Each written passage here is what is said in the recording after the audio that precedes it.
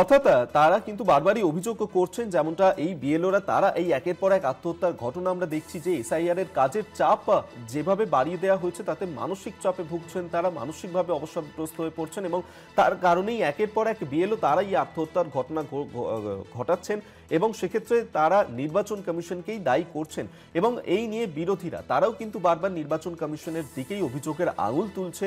তারা বলছেন যে নির্বাচন কমিশন নয়, নির্যাতন কমিশন, এবং বিএলওদের ওপরে যেভাবে চাপ সৃষ্টি করা হচ্ছে এবং সেক্ষেত্রে এই বিষয় নিয়ে কিন্তু তারা সোচ্চার হয়েছেন। তবে একের পর একাধিক জায়গাতেই এভাবেই আত্মহত্যার ঘটনা বিএলওদের, এবং সুইসাইড নোট উদ্ধার করা হয়েছে আজকেও চাপরাতে, যেখানে এক মহিলা বিএলও তিনি সুইসাইড করেছেন এবং সেখানেই নির্বাচন কমিশনকে দায়ী করে গিয়েছেন এই বিএলও।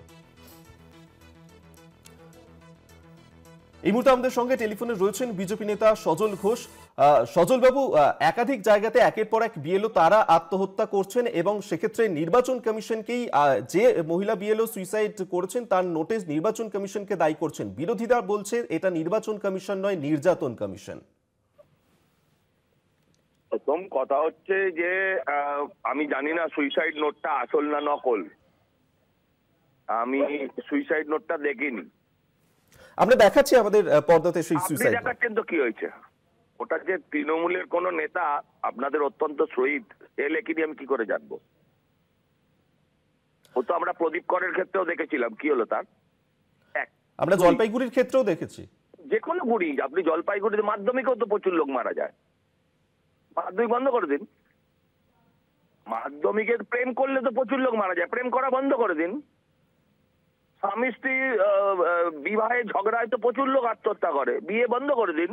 তাহলে কি এসআইআর এর জন্য যে বিএলওরা আত্মহত্যা করছে সেক্ষেত্রে আপনারাও কি এসআইআর বন্ধ করে দেবেন? দিদিমণির জন্য করছে, শুধু এই রাজ্যে করছে কেন? অন্য রাজ্যে করছে না কেন? দিদিমণির জন্য করছে। টাটা এন্ট্রি অপারেটর দিচ্ছে না কেন? ডাটা এন্ট্রি অপারেটর দিচ্ছে না কেন? সাউথে নেতারা মরলে তো শয়ে শয়ে আত্মহত্যা করে, নেতাদের মৃত্যু বন্ধ করে দিন। মহা মুশকিল।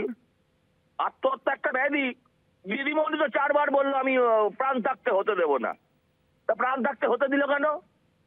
প্রাণটা তো ওনার নিজের ডিসিশনের মধ্যে ছিল, হতে দেওয়া না দেওয়াটা তো নির্বাচন কমিশনের।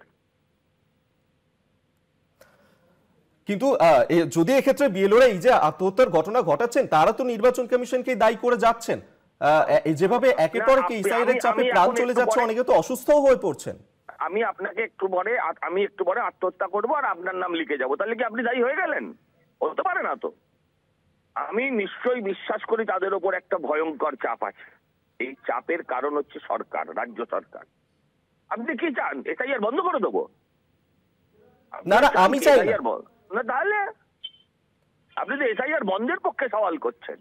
একেবারেই না, কিন্তু যেভাবে এই বিএলওরা তারা একের পর এক এই সুইসাইডের ঘটনা ঘটাচ্ছেন এবং সেক্ষেত্রে তারা বলছেন যে অনেকেই এই সমস্যায় পড়ছেন যে অনলাইনের যে প্রক্রিয়া, সেই অনলাইন প্রক্রিয়ার ক্ষেত্রে অনেকেই সেই কাজ করতে জানেন না এবং সেক্ষেত্রে নির্বাচন কমিশন তাদের উপর চাপ সৃষ্টি করছে।